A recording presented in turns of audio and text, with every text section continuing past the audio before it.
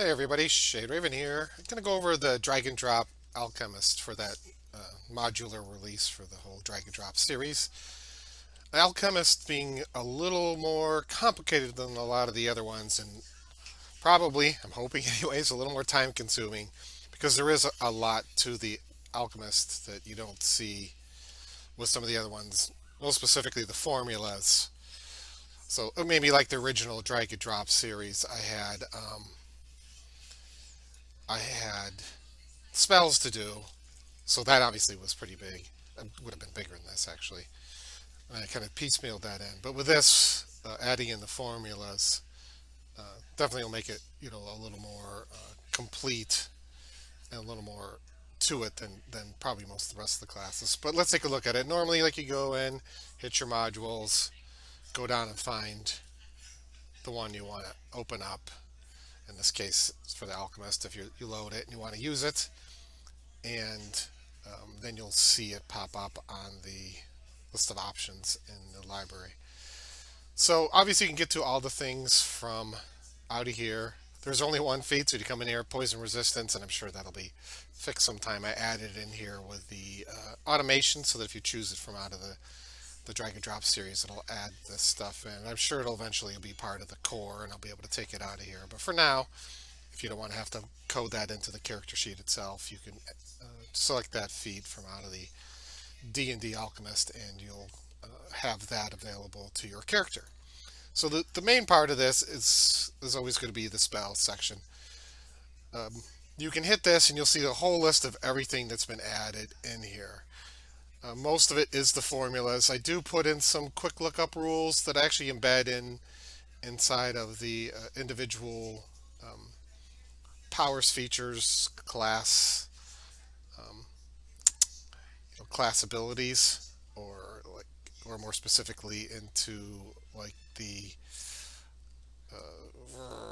formulas that they get that might have the use of counteracting, or like if you want to know about the drugs and addiction rules, if you happen to use one of the alchemical items that is labeled a drug, you'll actually be able to see what those are.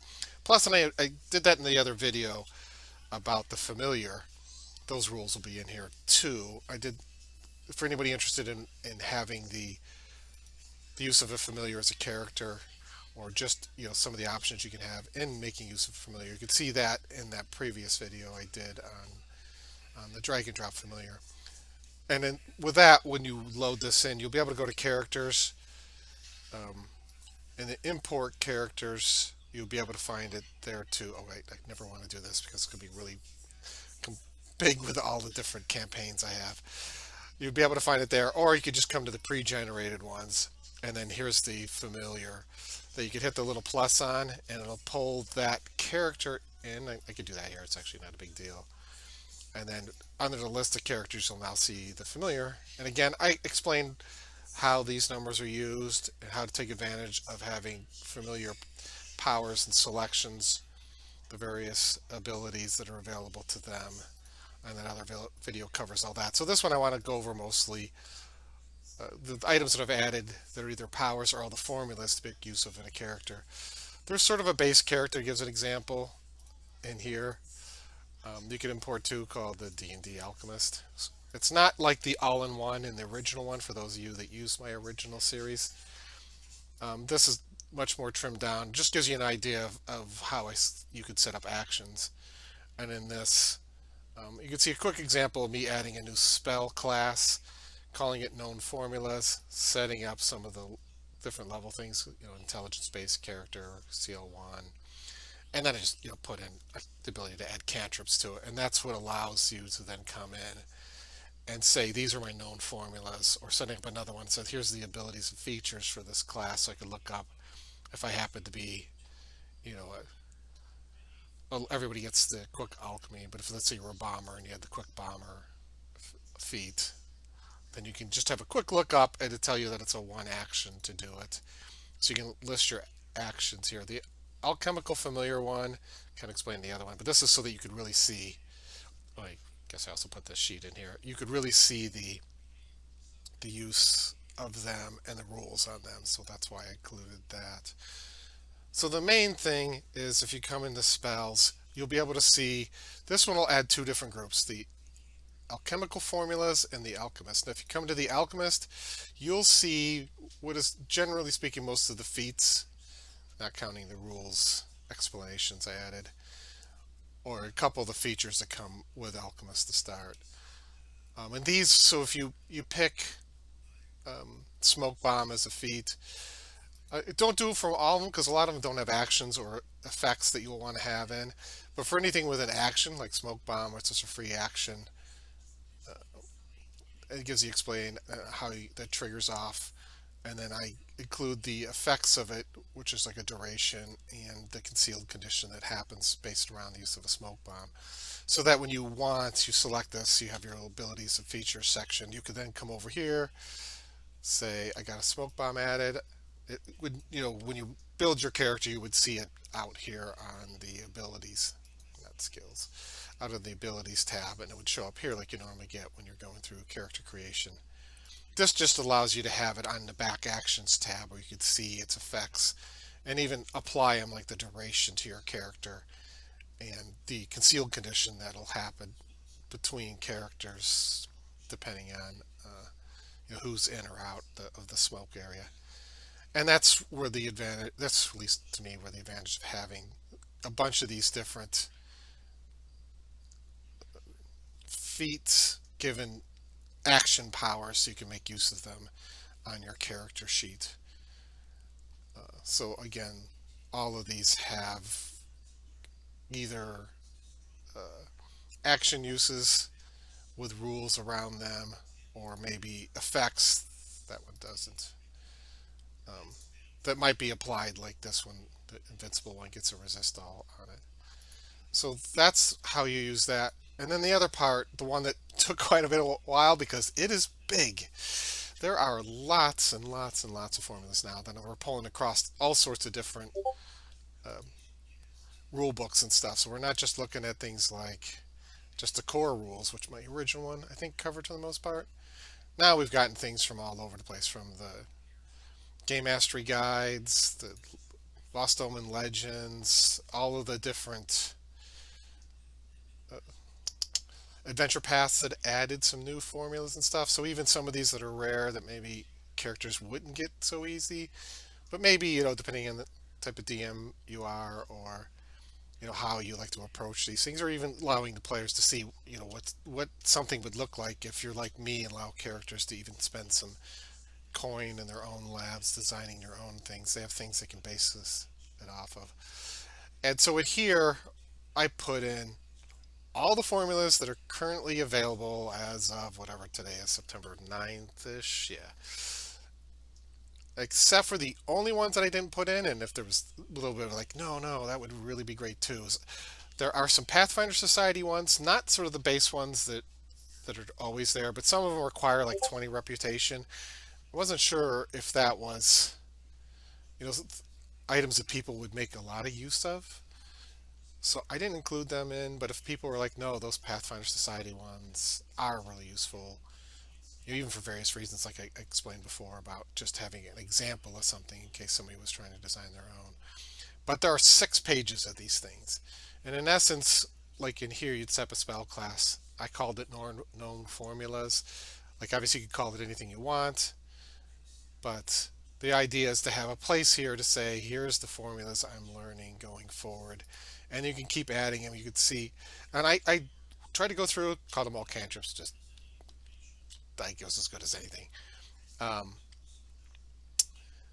so you could even do it by level, like if you're looking for a level 2 formulas, now all the level 2 ones here. I gave it this trait here, so if you were just doing a straight up search, you could do like L space 2, and you could have been able to find them that way without the level um, filter.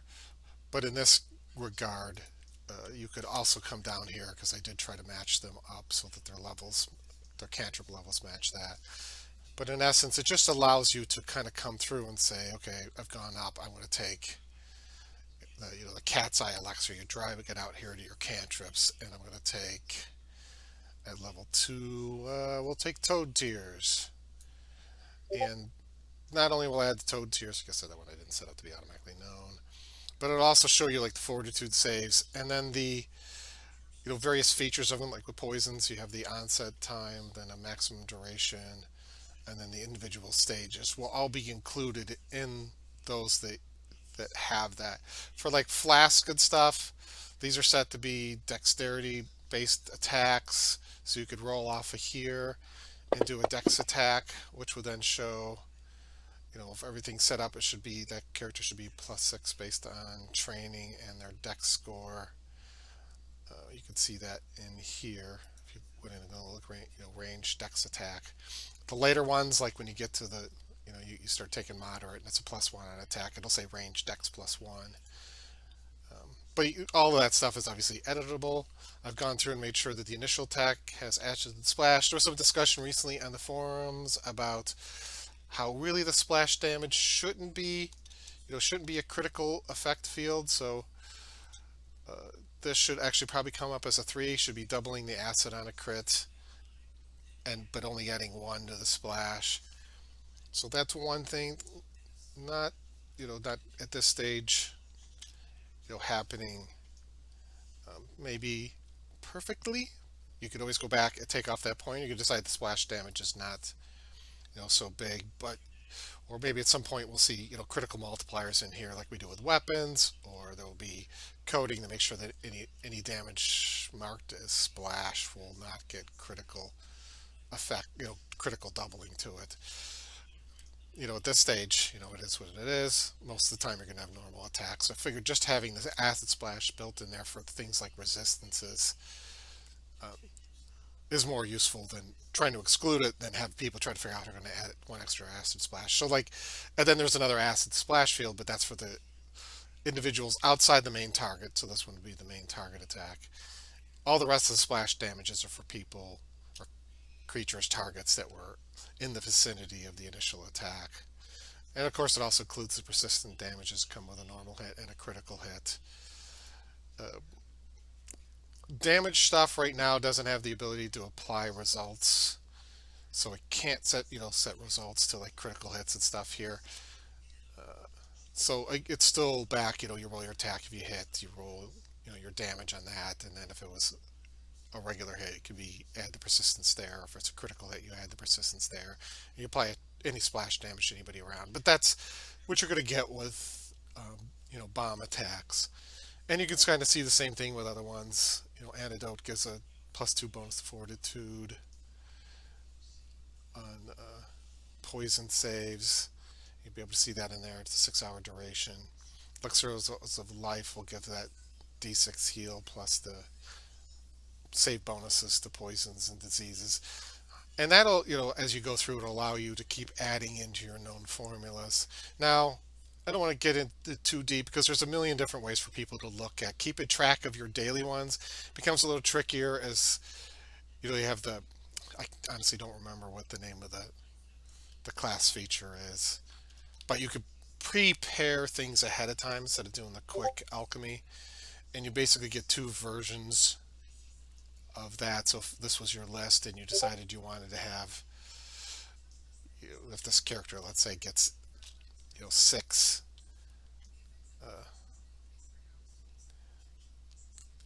reagents, unguents, oh gosh, what is that called?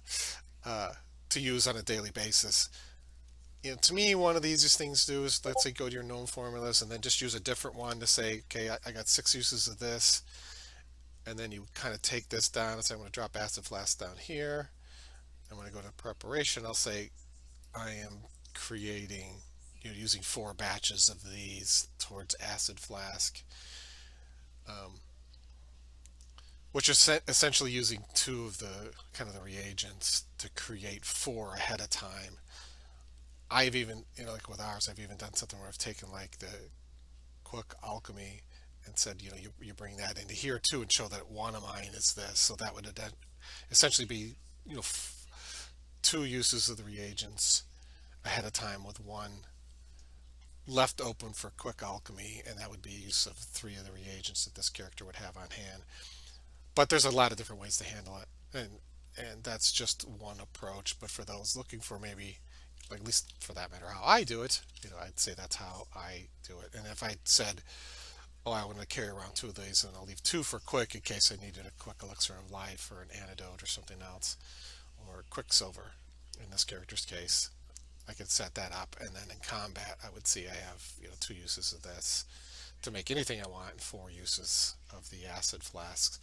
But that's really what the drag and drop alchemist is about, honestly, is all these formulas, and there are pages and pages of them all the way up to the end of the high level ones here that do some pretty spectacular things. And I've tried to be pretty good.